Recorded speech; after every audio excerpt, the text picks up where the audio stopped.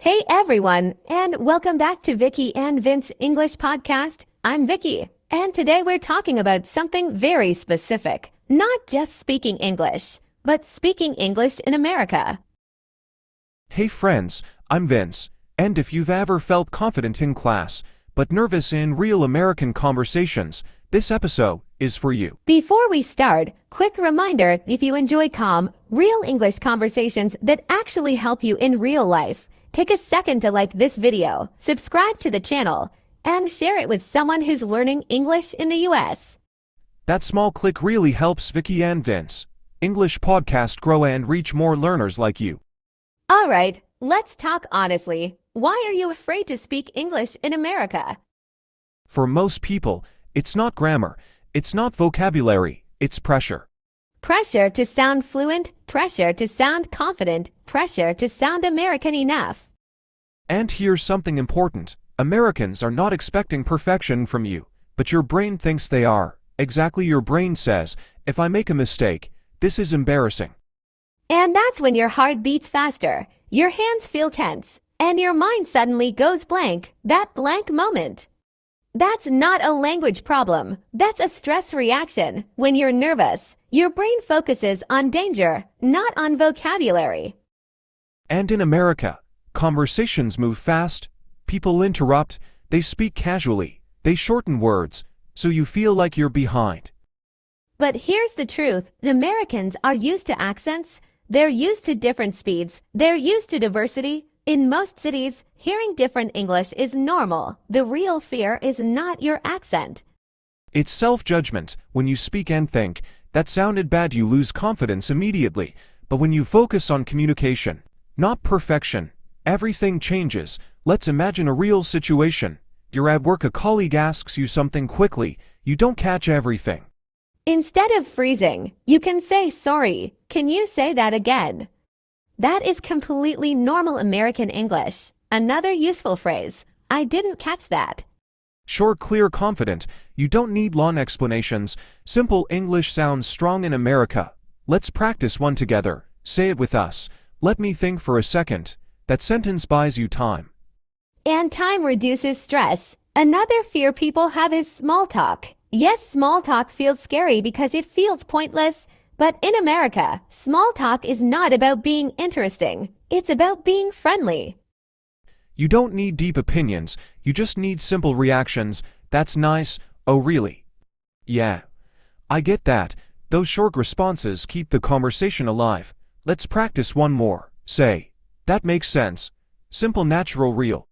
Now let's talk about another fear, sounding stupid. Many learners think one mistake equals embarrassment. But Americans make mistakes too. They restart sentences. They forget words. They correct themselves. Confidence is not about being correct. It's about staying calm when you're not. Here's a powerful sentence. I'm not explaining this very well, but that sentence relaxes the room. It shows honesty, not weakness. Let's say something important. Speaking English in America is not a performance. It's participation. You don't need to impress. You just need to engage. And engagement starts with one sentence, even if it's simple, even if it's slow, even if it has an accent. Before we finish, let's recap quickly.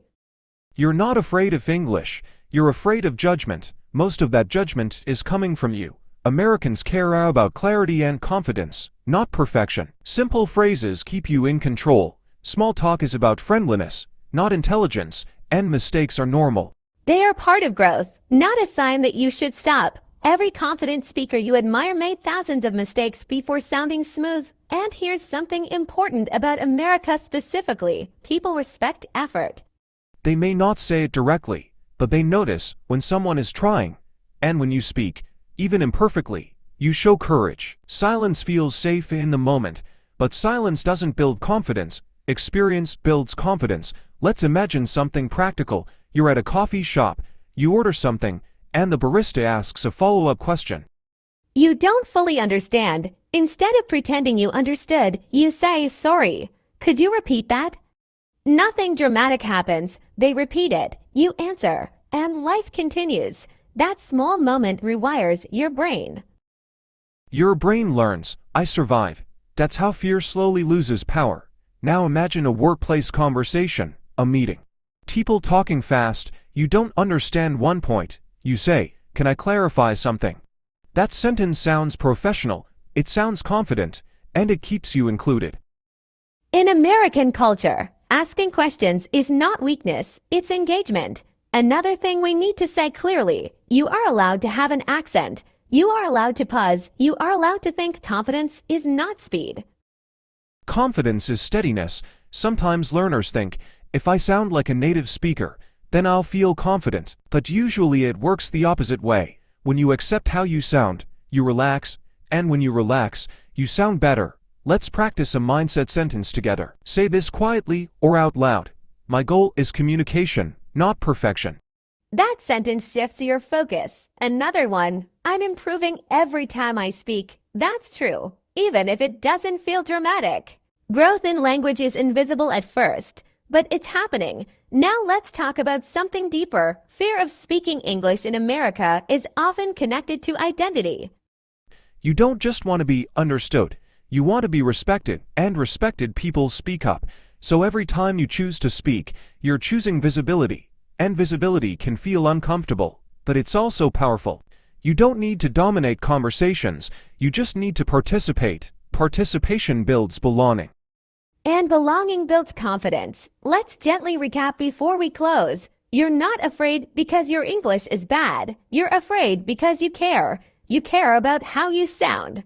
You care about how people see you, and that caring shows you value connection, which is a strength. So the next time you feel that nervous moment, that fast heartbeat, that blank mind, remember, this is temporary. Take one breath, say one sentence, stay in the room, and let the conversation continue. If this episode made you feel calmer about speaking English in America, take a second to like this video, subscribe to Vicky and Vince English Podcast, and share it with someone who needs this encouragement. Your support helps us continue making real conversations for real learners. And if you're still here listening, that means you care about growth. That already makes you brave. Thank you for spending these minutes with us. This is Vince. And this is Vicky. From Vicky and Vince, English Podcast. Speak bravely and don't let fear decide for you. And this conversation doesn't stop here. In our next episode, we're going deeper into this topic. We'll talk about what Americans really think about your accent and how to feel confident even if you don't sound perfect, because confidence is not about sounding native, it's about feeling steady in your own voice. So if today's episode resonated with you, make sure you're subscribed to Vicky and Vince English Podcast so you don't miss the next part of this conversation. We'll see you there.